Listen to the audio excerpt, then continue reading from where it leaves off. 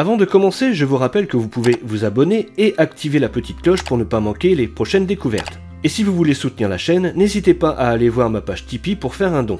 Merci à tous. Maintenant, votre vidéo.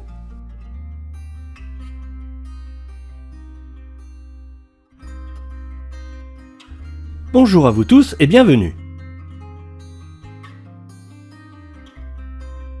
Aujourd'hui, je vous emmène à la découverte de Rozoy-en-Mulcien. Rozoy-en-Mulcien est un village de 600 Rosaliens et Rosaliennes et se situe sur la départementale 332 à l'est de Assy-en-Mulcien, sur le versant nord de la Gergogne et est limitrophe du département de la Seine-et-Marne.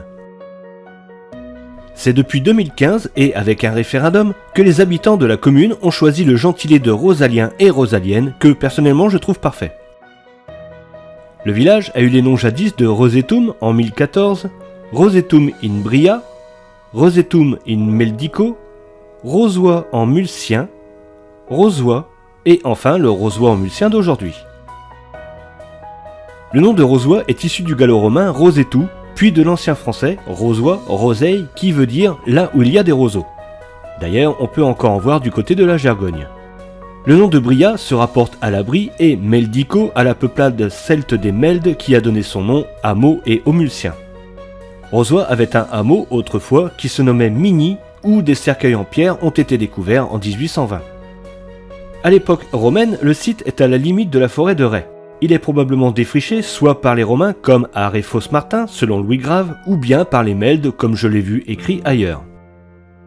Ce lieu a dépendu à plusieurs reprises de l'une des seigneuries d'Assy. Il y avait dans l'étendue de la paroisse une léproserie que le chapitre diocésain de Paris céda vers l'année 1289 à Eudes de Jouy, chancelier de Bourges. Guillaume II de Brosse, titulaire de ce diocèse, y réunit en 1321 la chapelle fondée au château de Boissy-les-Gombry, Boissy-Fresnois désormais, par Gilles d'Assy, seigneur du lieu. En 1449, Jean de Lair, écuyer, seigneur de Villemereuil, héritier du seigneur Maillard des Murs, lègue la terre qu'il possède à Migny au prieuré de Rouvres, dépendant de l'église de Saint-Pharon. Sous François Ier, en 1521, le Mulcien est pillé par des déserteurs et des vagabonds. Cette même année, Antoine Duprat, chancelier de François Ier, est dit seigneur de Rozoy. Il est attesté en 1557 que les Duprat possèdent un hôtel seigneurial à Rozoy. En 1613, Antoine Gibert, fils de Guillaume, laboureur à Assy-en-Mulcien, devient receveur de Rozoy-en-Mulcien. Ses descendants seront receveurs, fermiers, laboureurs, puis deviendront seigneurs du village en 1714, achetant la seigneurie au seigneur de Néry jusqu'à la Révolution. Dès lors, la famille Gibert deviendra une famille importante de Rozoy. En 1802, Rozoy est intégré au canton de Bay. En 1832, une épidémie de choléra fait 5 morts. En 1887, une distillerie sera implantée dans un bâtiment de l'ancien château. Cet ancien château était à l'emplacement actuel des hangars de l'exploitation agricole et élevage de vaches charolaises. Le site a vraisemblablement été déclassé au cours du XVIIIe en raison de l'état de ruine du château en 1714. La construction d'une nouvelle résidence seigneuriale entre 1752 ou 1760 et 1778 a fait perdre cette appellation à cet ancien site. Une demeure bourgeoise appelée elle aussi le château sera édifiée sur le site avant que la distillerie construite en 1887 ne l'occupe en partie. Face à ces nouveaux hangars, la ferme du château, elle, a survécu. Elle est aussi appelée ferme d'en bas ou du chapitre. Une autre demeure bourgeoise viendra prendre le nom de château. Construite vers 1764, cette demeure est toujours là et fut la propriété de la famille Tortoni vers 1822. Cette famille possédait le célèbre café à leur nom, boulevard des Italiens à Paris. François Aldégon de Tortoni sera maire du village durant 44 ans. Il fit bâtir le fond des forêts et sa fille Élisa épousera Ferdinand Louis Gervais qui deviendra propriétaire du château par la suite. La famille Tortoni possède un lieu de sépulture dans le cimetière de Rozoy, cimetière qui fut créé par François Aldégonde Tortoni lui-même alors qu'il était maire. Ce château fera par la suite office d'ambulance en 1914 pour les Allemands lors de la bataille de l'Ourcq, d'où ils laissèrent lors de leur retraite 300 blessés et une énorme quantité de munitions. Avant cela, dès le 3 septembre, les troupes du maréchal von Kluck avaient investi le fond des forêts après avoir bataillé avec des troupes anglaises en retraite. En 1920, M. Gervais, propriétaire du nouveau château, installe une petite centrale électrique dans le vieux moulin et en fait profiter gratuitement certains particuliers. Et là, je dois vous raconter une anecdote empreinte de nostalgie pour ceux de ma génération et celle d'avant. Dans cette demeure, ce château, à la fin des années 60 et 70, ont été tournés, dans une pièce aménagée spécialement, des épisodes de Pépin la Bulle et de Chapi Chapeau. Et oui, ce sont Italo Bettiol et Stefano Lonati qui en furent les créateurs. De plus, ils étaient associés avec Michel Karloff et Nicole Pichon dans la société Bello Capi, qui fut à l'origine de l'Alinéa, la Noiraude et l'Île aux enfants. En 1927, le téléphone arrive à Rozoy dans une cabine implantée dans le café La Chef qui broute. En 1994, la nouvelle mairie sera inaugurée pour remplacer l'ancienne qui datait de 1899. Allons maintenant découvrir l'église Saint-Thomas de Cantorbéry. La première pierre de cette église est censée avoir été posée par saint Thomas Becket, de passage dans la région en 1165. Rien ne vient étayer cette hypothèse, qui reste toutefois probable, car Thomas Becket resta en France de 1164 à 1170.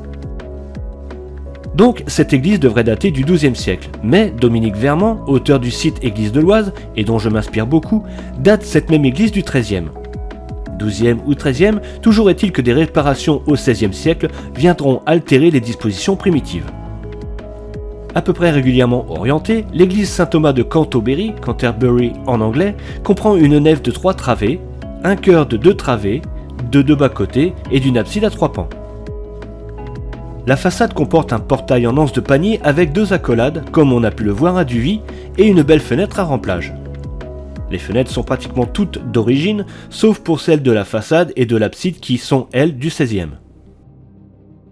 Son haut clocher est un classique de nos campagnes avec son toit en bâtière. Il abrite une cloche de 300 kg de 1889, signée Dubuisson et Fils, fondeur à Paris, et a pour parrain Germain-Louis de Bellois et pour marraine Louise-Élisa Tortoni, veuve Gervais. Cette cloche accompagnait une horloge moderne installée en 1856. Elle ne se remontait qu'une fois par semaine au lieu d'une fois par jour pour l'ancienne. Cette tâche fastidieuse, quotidienne puis hebdomadaire, était confiée à l'instituteur qui lisait l'heure vraie sur son cadran solaire. Le clocher donc comporte 3 étages quasiment aveugles et l'étage de beffroi est largement ouvert par d'élégantes baies jumelées aux tracés brisés réunis sous un arc en plein cintre. À l'intérieur, l'édifice surprend au premier regard. La nef est accompagnée de 2 bas-côtés dont les arcades sont presque toutes différentes et même entre elles sur chaque côté. Côté sud, les 2 premières correspondent avec leurs homologues au nord, mais l'arcade suivante est plus large et il n'y a que les 3 dernières qui soient identiques.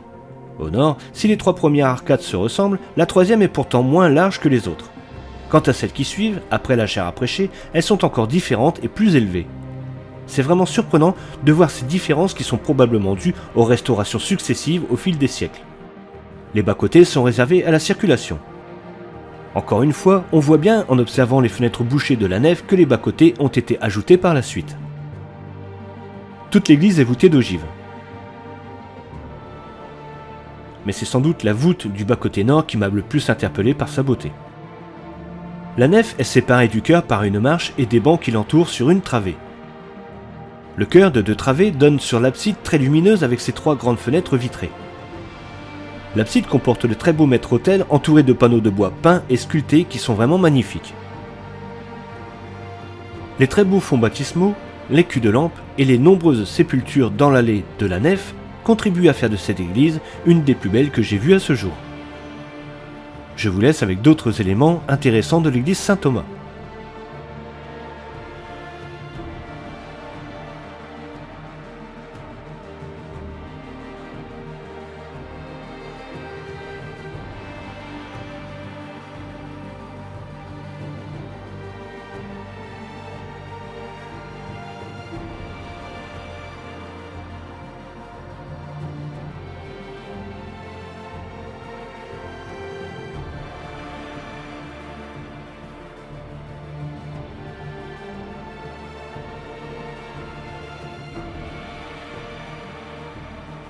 Retournons dans les rues du village.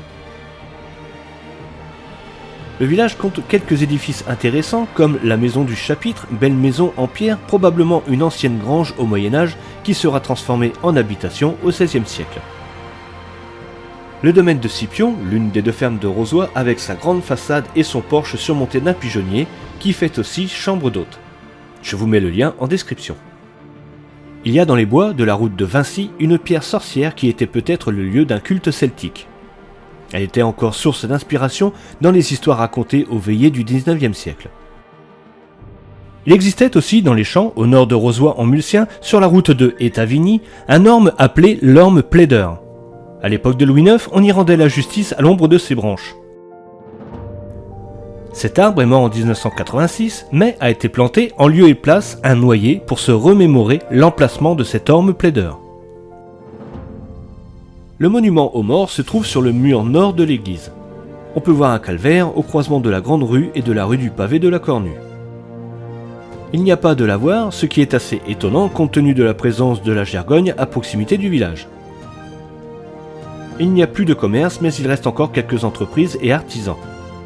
Il y a encore 2 fermes en activité, un céréalier et un éleveur de vaches charolaises. Pour l'école, Rozoy en Mulcien fait partie d'un regroupement pédagogique intercommunal avec Assy en Mulcien et accueille les classes élémentaires. Derrière la mairie est une boîte à livres, une petite aire de jeu pour les jeunes enfants ainsi qu'un city-stade pour les plus grands. Le village compte un camping insolite, ouvert de mars à novembre, le bois de Rozoy.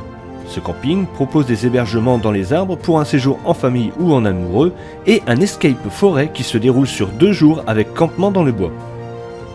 Je vous mets le lien dans la description. Je ferai une vidéo plus détaillée en mars prochain pour sa réouverture. Il y a aussi des chambres d'hôtes dans le domaine de Scipion que je mentionnais plus tôt, dont le corps d'habitation est somptueux.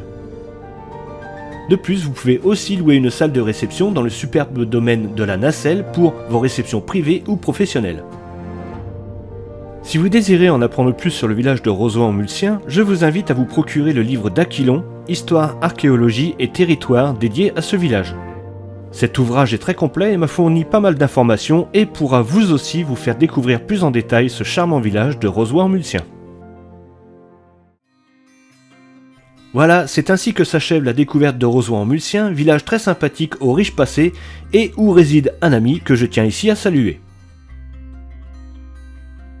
Je tiens à remercier Monsieur Tienpont, maire de Rozoy, ainsi que Madame Vary, son adjointe, pour leur accueil et leur aide, et toutes les personnes qui m'ont aidé dans la réalisation de cette vidéo. Je vous donne rendez-vous pour une prochaine découverte d'un village de l'Oise, et en attendant, n'hésitez pas à mettre un petit j'aime et un commentaire si cette vidéo vous a plu, et n'oubliez pas de vous abonner et d'activer la petite cloche pour ne pas manquer les prochaines vidéos. A bientôt. Au revoir Rozoy en Mulcien.